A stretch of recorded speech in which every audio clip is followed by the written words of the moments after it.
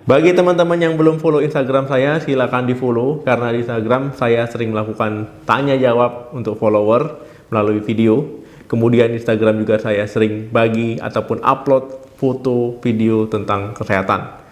Nah, untuk teman-teman yang belum follow, silakan follow karena di Instagram juga saya sering bagi-bagi rezeki untuk teman-teman semua.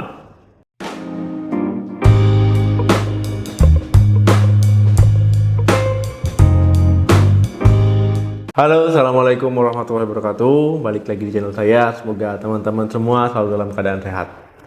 Teman-teman, ya sebelumnya sudah saya bahas tentang apa sih radang amandel tersebut ya ataupun tonsilitis ya, penyebab ya, gejalanya. Nah, jadi walaupun radang amandel ataupun tonsilitis ini sering terjadi di sekitar kita ya, sering dialami oleh siapa saja ya. Nah, tetapi ini jangan dianggap remeh karena namanya penyakit ya, jangan pernah menganggap remehnya walaupun itu penyakit yang ringan kalau kata orang. Nah, kalau seandainya radang amandel ini tidak diobati ya ataupun dibiarkan saja, ini bisa menyebabkan komplikasi yang serius ya, yang akhirnya malah berbahaya bagi tubuh kita. Nah, jadi memang jangan pernah menganggap remeh apapun itu sakitnya, apapun itu penyakitnya, tapi juga jangan sampai teman-teman mengalami stres. Pada video kali ini kita akan membahas komplikasi yang bisa teman-teman alami kalau seandainya radang amandel ataupun tonsilitis tidak diobati. Nah, jadi amandel ataupun tonsil itu merupakan gerbang pertama, pintu masuk pertama ya, penghalau, penjaga ya, supaya bakteri, virus ya itu dihalau ya agar tidak masuk ke tubuh kita. Nah, tapi ya tentu ya, radang amandel terjadi karena amandelnya meradang, tonsilnya meradang. Jadi amandel ataupun tonsil ini memang gampang sekali meradang. Jadi memang harus dijaga ya, walaupun dia tugasnya untuk menjaga tubuh kita, tapi juga kita harus menjaga kesehatan amandel. Nah, jadi ada beberapa komplikasi yang bisa terjadi kalau seandainya tonsilitis ataupun radang amandel tidak diobati. Di antaranya yang pertama adalah sleep apnea. Nah, jadi karena tonsilitis ataupun radang amandel ini kan amandelnya dibengkak ya, besar, membesar. Nah, sehingga bisa menyebabkan aliran nafas normal kita itu terganggu. Jadi nafas kita bisa tidak normal.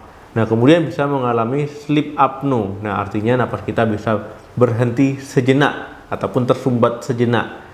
Nah, ini bisa mengganggu ya, bisa mengganggu apalagi kalau seandainya sedang tidur ya, bisa terbangun. Nah, kemudian tidur teman-teman ya bisa jadi ngorok ya ataupun mendengkur.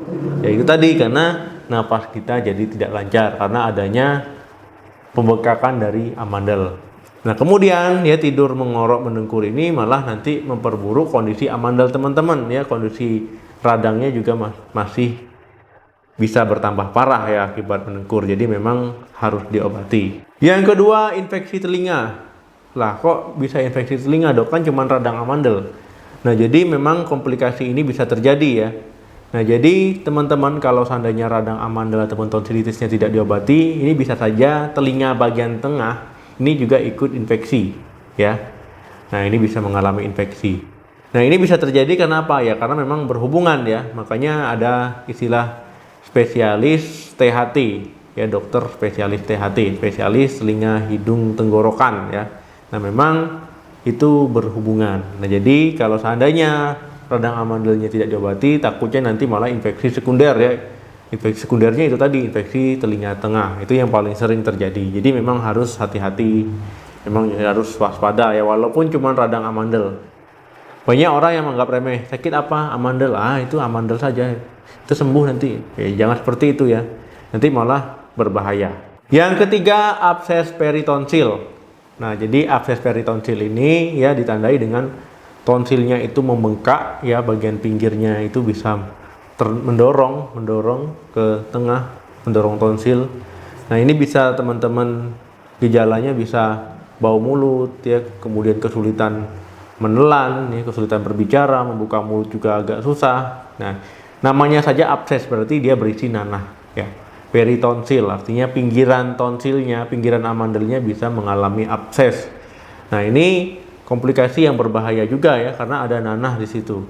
Nah, ini bisa terjadi satu sisi yang paling sering ya. Itu jarang keduanya. Tapi bukan berarti tidak bisa kedua-duanya abses ya. ataupun munculnya nanah. Bisa saja, tapi memang yang paling sering adalah satu sisi, entah itu di sisi tonsil yang sebelah kanan, entah itu di sisi tonsil yang sebelah kiri. Nah, jadi ini merupakan komplikasi yang serius juga ya, yang tidak bisa dianggap remeh. Dok, kalau seandainya mengalami abses peritonsil bagaimana? Ya namanya abses, namanya nanah ya harus dikeluarkan di situ ya.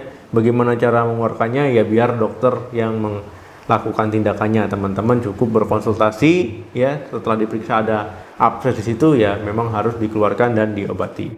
Yang keempat, glomerulonefritis akut.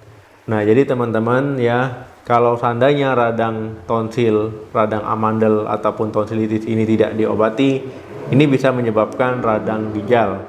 Ini diakibatkan oleh bakteri Streptococcus. Nah, jadi kalau seandainya teman-teman tidak diobati, ya bakteri Streptococcus yang masuk ke darah, ini bisa menyebabkan radang ginjal ya. Glomeruli ginjal bisa terkena. Nah, jadi memang harus waspada. Kalau seandainya ginjalnya radang, bagian tersebut radang, kemudian menyebabkan jaringan parut, ya otomatis gangguan di situ ya. Kerja ginjal menjadi tidak optimal. Kerja ginjal dalam menyaring darah itu juga ikut terganggu. Gejalanya apa saja? Ya bisa jumlah urin berkurang, kemudian warna urin bisa berubah, ya bisa coklat, bisa kemerahan ya. Nah, kemudian bisa timbul paru-paru basah, kemudian bisa timbul hipertensi ya, darah tinggi. Nah, memang ini harus waspada. Yang kelima, demam rematik. Nah, jadi teman-teman ya, anak-anak yang mengalami radang amandel ataupun tonsilitis ini ya bisa mengalami demam rematik kalau seandainya tidak diobati. Nah, jadi demam rematik ini termasuk penyakit yang serius ya. Nah, ini diakibatkan oleh bakteri Streptococcus itu tadi ya. Kalau bakterinya masuk di darah ya, kemudian gejalanya bisa demam, bisa timbul ruam di kulit, kemudian bisa nyeri di sendi ya, karena adanya radang di sendi, kemudian juga sakit perut, dan teman-teman bisa mengalami kelelahan. Nah, teman-teman ya, memang radang amandel ini jangan disepelekan, jangan dibiarkan begitu saja, jangan pengobatannya ditunda-tunda. Nah, kemudian demam rematik kalau seandainya parah ya, itu bisa menyebabkan radang pada katup jantung. Nah, ini cukup repot kalau seandainya katup jantungnya juga ikut bermasalah. Kenapa bisa seperti ini? Ya bisa ya, karena tadi bakterinya bisa masuk ke aliran darah. Jadi memang harus waspada. Nah, jadi memang untuk mencegah supaya tidak timbulnya komplikasi ya radang amandel ataupun tonsilitis ini harus segera diobati. Kalau teman-teman punya anak ya, itu demam, kemudian nyeri tenggorokan, kemudian juga sakit menelan ya, kemudian susah membuka mulut ya, ataupun gejala lainnya muncul, ya itu sebaiknya segera diperiksakan ke dokter ya, dilihat ya. Atau teman-teman bisa mengecek sendiri, buka mulut. Oh, ternyata amandelnya besar ya, sudah langsung diobati. Jangan teman-teman beli sendiri obat di apotik, takutnya nanti resistensi obat ya, resistensi terhadap antibiotik. Nah, ini penyembuhannya akan semakin sulit ya, karena terbatasnya nanti dalam pemilihan antibiotik. Nah, jadi memang dalam penggunaan obat ya, ada yang obat yang bisa teman-teman beli sendiri di apotik tanpa resep dokter, ada yang obat yang memang harus menggunakan resep dokter. Nah, walaupun teman-teman bisa membelinya di apotik ya, apotik menjual, tapi teman-teman kita harus hati-hati ya. Oh, ini obat yang memang harus dengan resep dokter. Kan ada tulisannya tuh di obat biasanya harus dengan resep dokter. Nah, ada juga yang tanpa resep dokter. Nah, jadi harus hati-hati, harus bijak dalam membeli obat. Oke teman-teman, semoga kita selalu sehat, semoga yang sakit segera sembuh. Semoga penjelasan saya mudah dimengerti. Jangan lupa like, share, dan komen di video ini. Sampai ketemu lagi di video saya selanjutnya. Salam sehat, sampai jumpa.